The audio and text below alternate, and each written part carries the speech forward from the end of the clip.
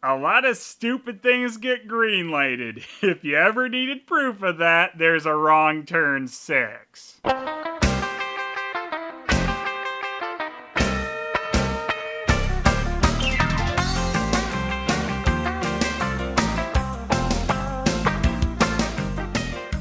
No need of it! Just absolutely no need of it! The series has nothing endearing or intriguing enough to warrant it lasting 11 years and 6 sequels.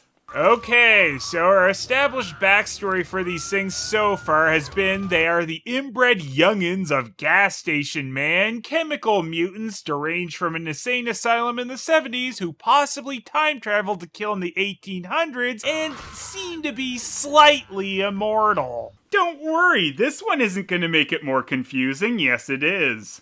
Now they help run a hotel as a scam to eat people with a shanty town built in the forest nearby. Oh, and this one happens to be in the current day. One of them has a GoPro camera, so there's absolutely no way this one can be another prequel. So you just have to accept inbred zombies or whatever, who cares? This means 3 fingers on his 4th life, I suppose, after exploding, getting a hole blown in his chest by a shotgun, and a spike driven through his head. I know, it's not fair of me to reference the previous films when no one working on this actually watched them. I suppose all the dying is getting to 3-finger a little, though, as his face seems to be turning into shit. Really, that is just the worst they have ever done with this makeup, and they made it look like a mask last time. And hey, this is yet another actor in the role, so that's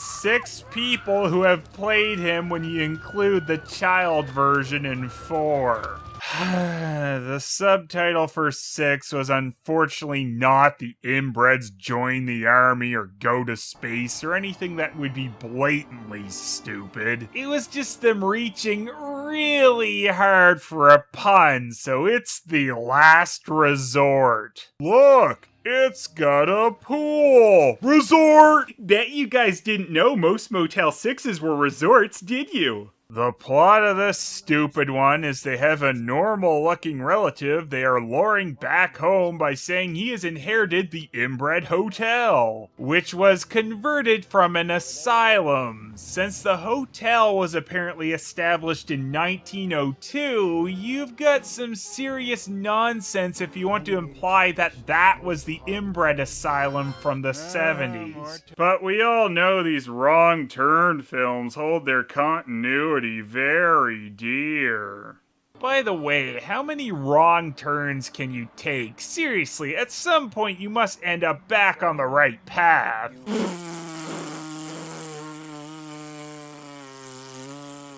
The fact the inbreds are running a hotel now pretty much goes with that whole they are being more and more obvious, which only works because of the movie's stupid world around them. The operation of this hotel is really confusing as well because half of it is covered with tarps and such, yet they are still currently having events where people are staying in the rooms. Also, parts of it look like they're falling apart and others look like they've been well maintained. And of course, this hotel is where they get their human snacks this time. But hey, at least it's a setup where they can covertly kill their prey in their rooms, and by that I mean blatantly impale them with axes in the hallway. You see why this is a scheme that's worked so long, right?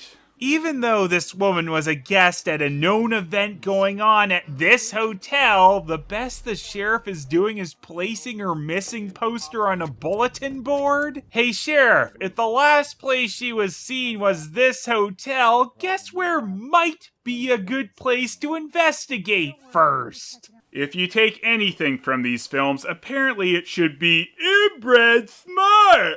Ah, dumb! Wrong Turn 6 also continues the trend of being an outright love letter to the inbred cannibals by several times insinuating they are the superior species. In fact, they say in this movie they're keeping their genes stronger by sticking to the family. So you might get some facial defects, but you'll pretty much be a demigod.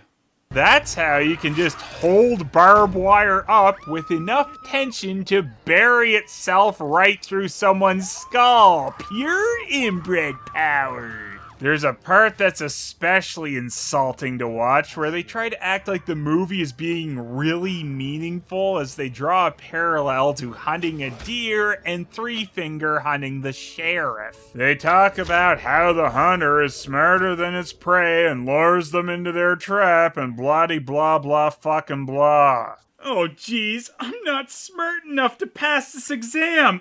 If only my parents had been brother and sister, then I'd be smart enough to ace it!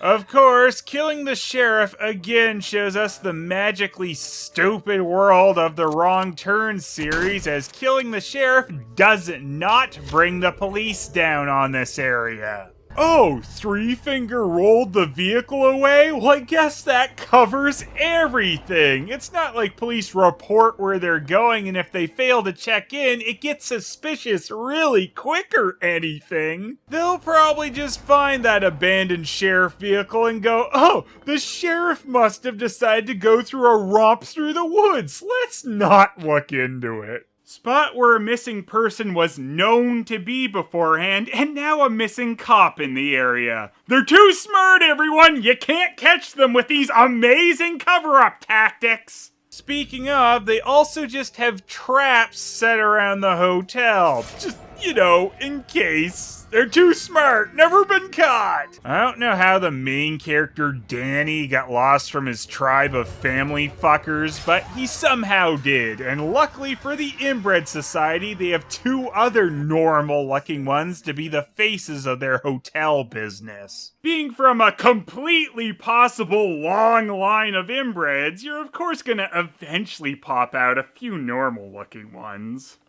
Well, they're mostly normal, except for Jackson's impressive shoulders that just keep growing. Yes, just keep piling more layers on them, make them even more ridiculous! I don't know if this was done to try and make this guy seem more intimidating or what, but it just looks like he's a kid wearing his father's clothes. However, his shoulders definitely are the MVP of this movie. Yes, that's how sad this movie is. Everything they do, though, is so ridiculous, they might as well put up signs that say, "We kill and eat people here! No police, please!" They even cook up human meat very blatantly in the kitchen. Any dopes can just walk right in and see them doing that. They could grind it up in shantytown so it wouldn't be so obvious in their cover establishment, but that'd make too much sense. Also, who the hell is he cooking meat for? Is that all for him? Man, all the weight just goes straight to my shoulders. Is he cooking it for the inbred demigods? They didn't really seem to care if their meat was cooked or not. Maybe he hauls it over to Shantytown, but in that case, maybe you should cook it there. The only other thing it could possibly be for is that they feed that to the guests. So they're feeding their food. Yeah, seems on par with the rest of the logic here.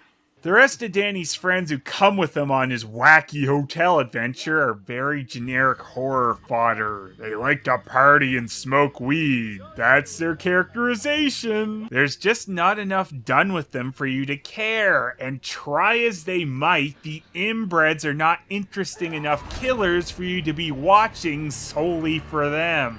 You can have fun watching a Michael, Freddy, or Jason dispatching stupid characters, but here it's just very bleak and dull. It doesn't help either that a lot of the actual kills are pretty boring. The most creative one, I suppose, was a hose up the ass. Of course, that's not really gonna work that way, especially without a hose-to-bell connector, but it did at least break up the barbed wire and arrow blandness.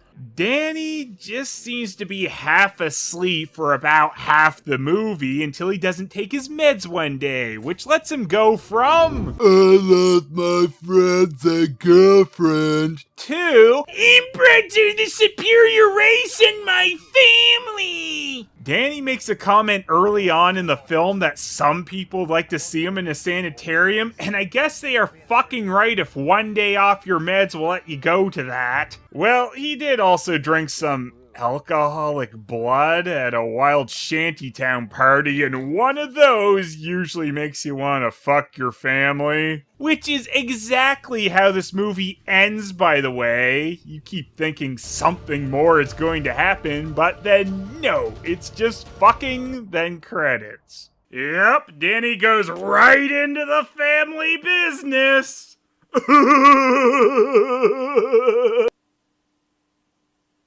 The thing about Danny switching into this piece of shit by the end is, he wasn't that likable in the first place, so it wasn't really the fall of a good character, and when you have no characters to work with on either side, it ends up being a very boring ride. If Danny is just supposed to be crazy off his meds, well, he seems pretty together at the end, running the stupid hotels anyone we kill here will obviously lead right back to us events. But he's gotta do it to feed his demigod fuckfaces, which of course none of die in this film. Just a little more of that almighty inbred bullshit these movies have been shoveling since 4. But really, I'd have to say 4 was a better movie, and I hated 4. Even 5, where they took out the police station, wasn't as bland as this one. Don't get me wrong, they're both dreary piles of shit, though. What's also weird about this one is despite them praising the inbred, they really do feel like an afterthought to a lot of the plot in it. It's mostly about Danny dozing his way to the dark side with the two normal-looking ones. Looking back, Wrong Turn 1 and 3 are so much better than what the series has become. They both had their points as stupid, no doubt, but at least at that point it was still inbred mutants way in the backwoods where you could believe maybe they could kill a couple people without everyone finding out. They weren't afraid to have the inbreds die at that point, weren't so dreary, and could at least be funny stupid. The plots have gotten more ridiculous, but they take themselves completely seriously and praise the ever-loving fuck out of their inbred cannibals. So I don't know why only 2 ever got what you should actually do with this series, because really, it's too stupid to take all that seriously. So don't! Put Three Finger in a stupid little bellboy outfit and call it the Inbred Hotel. Have people not notice that until they check in and then see 3 fingers on their luggage going up to their room, and then they go, "Oh boy, I took a wrong turn!"